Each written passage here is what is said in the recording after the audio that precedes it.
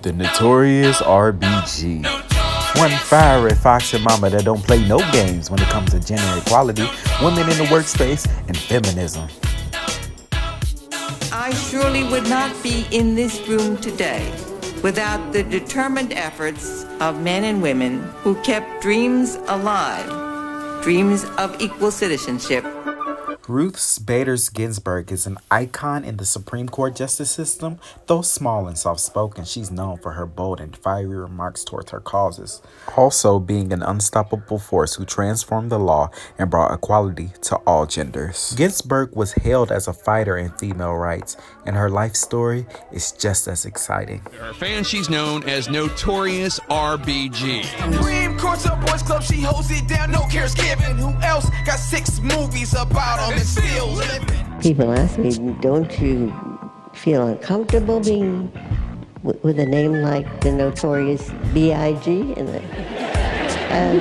Why should I feel uncomfortable? The project she brought to the Supreme Court, first as a leading women's rights lawyer of her day, and then as a justice for all those years, I actually think has been kind of misunderstood. She had a really radical project to erase the functional difference between men and women in society. She wanted to make it clear that there should be no such thing as women's work and men's work. Mr. Chief Justice, and may it please the court. Ruth Bader Ginsburg grew up in Brooklyn in a lower middle class family. When she was in high school, she was a twirler, a cheerleader with a baton. She was known as Kiki Bader, and she played a very traditional female role in her high school. Ginsburg's mother, who was a star student, was forced to drop out of school for her brother to go to college instead because of gender equality in the times. She strived to make sure her daughter would get every aspect of an education. But the day before Ruth's high school graduation, her mother died from complications with cancer. It was in that shattering loss that Ginsburg said many years later that instilled the drive to press forward in living the life her mother could have only dreamed of. All that she would have been had she lived in an age when women could aspire and achieve, and daughters are cherished as much as sons. Another pivotal moment for the then-known Justice Ruth Bader was in college. She was awarded a scholarship for Cornell, where she met a jovial sophomore named Marty Ginsburg, who became the love of her life. He was the first boy I ever knew who cared that I had a brain. Their marriage wasn't a typical 1950s marriage, but an equal partnership. Her husband, Marty, was a fabulous cook, and she was a terrible cook, and Marty did all the cooking. In the historic Harvard yard, you'll see your classmates, men from every section of the country. A year after Marty enrolled in Harvard Law School, Ruth followed, being one of only 9 women in a class of 500 plus, and being a parent of a newborn baby. During their time in law school, Marty became very sick. He had cancer. And she basically took all the notes for him and made it possible for him to graduate on time, while, in fact, raising their baby and being a law student herself. Marty recovered, and their relationship was very central to her work and her understanding of how it was possible to organize society. Their understanding of equality gave Ruth the opportunity to take on big missions. Ruth took on a legal study in Sweden, where feminism was on the rise. Sweden, where everything and everyone works. Swedish women weren't forced in choosing between careers and family, like here in the States, and that inspired the young lawyer. In fact, many of the cases Ms. Ginsburg took early on in her career with the Supreme Court, her clients were usually men. Stephen Weisenfeld's case concerns the entitlement. In one case was a man whose wife had died during childbirth, wanted to work less and stay home with his son, but he found out widows' help were only for women and not widowers. Ruth Ginsburg went to court on his behalf and said that law, that distinction between mothers and fathers, incorporates a stereotyped assumption of what women do and what men do in the family and is unconstitutional. Laws of this quality help to keep women not on a pedestal, but in a cage. She won, and that was the kind of case that she brought, and it was really very significant in the march toward the court establishing a jurisprudence of sex equality. What inspired Ginsburg to take on these bold projects was to allude to gender equality, being that no one is more capable than the other. It was her way of sticking it to the man by taking on the case of a man in a way that law only governed for women. People looking back on that have thought, well, she was kind of trying to sweet talk the court. She was trying to give the court cases and plaintiffs that wouldn't get those 9 old guys very upset and kind of, sneak in a doctrine of sex discrimination. And actually, that's not accurate. She happened to have male clients because they were making claims that more traditionally were women's claims. And she wanted to just shake up the preconceived notions when it came to raising families and providing for them and working in the economy. Everybody should be on an equal footing. The legal venture quickly made profound changes in law and daily life, but Ginsburg's own rise to the federal bench took decades and a lot of lobbying from her husband, a prominent tax attorney with key connections to the All Boys Club. After getting passed up 3 times, President Carter nominated Ginsburg to be a federal judge in 1980. Framers had in mind as the way to protect individual rights and liberty.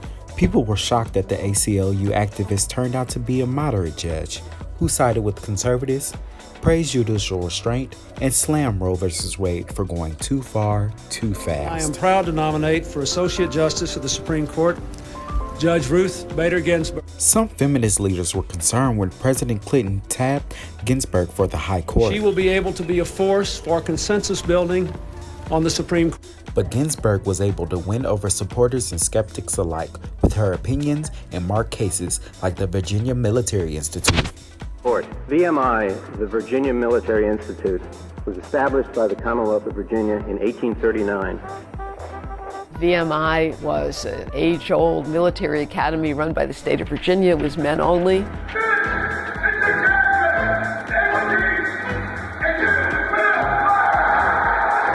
It emphasizes competition. It emphasizes standing up to stress. It emphasizes the development of strong character in the face of adversity. The question was, did it violate the Constitution to bar women from this school that was entree into the political establishment of the state of Virginia?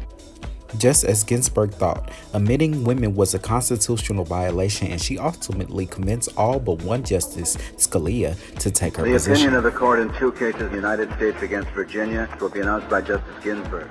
State actors may not close entrance gates based on fixed notions concerning the roles and abilities of males and females. Women will now be walking on the campus at the Virginia Military Institute. I think she would say it was the case she was happiest about in her tenure on the court. VMI superintendent promises that female cadets will be treated the same as male cadets. She used an analysis that increased the level of scrutiny that courts in the future have to give to claims of sex discrimination. I think she found that an extremely satisfying outcome. Ginsburg's opinion helped solidify the Constitution protection she fought so hard to establish decades earlier, and her grit helped her keep her on the bench through colon cancer, pancreatic cancer, and the death of her husband. Justice Ginsburg, even though her husband died yesterday after a battle with cancer, was on the bench. She battled through it all, unrelentless and tough, but still a consensus builder. Famously built friendships with right-leaning justice, even Justice Scalia. You know, what's not to like? Except her views of the law, of course. Their shared love for opera inspired a composer to write one about them. We are different.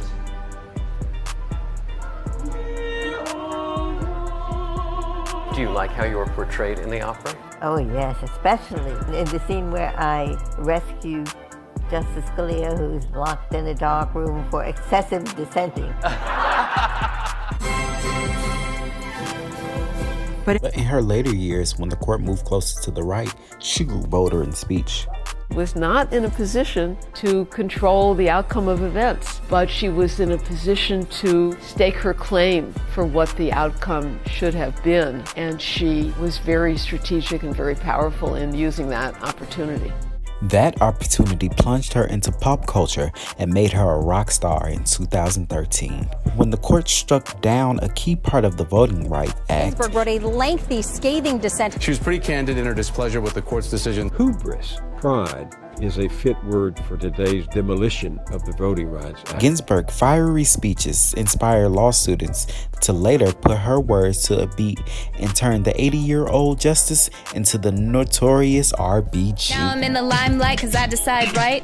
Quarters move right, but my dissents get sights. And then Ginsburg went viral. Children's book, bumper stickers, even Halloween costumes. She even had a biopic about her life. Your name was? Ruth Bader Ginsburg. And her fitness trainer was a sensation. Justice is blind, but you know man meat when you see it. Asked about retirement plans, Ginsburg revolted. There was a senator who announced with great glee that I was going to be dead within 6 months. That senator, whose name I've forgotten, is now himself dead.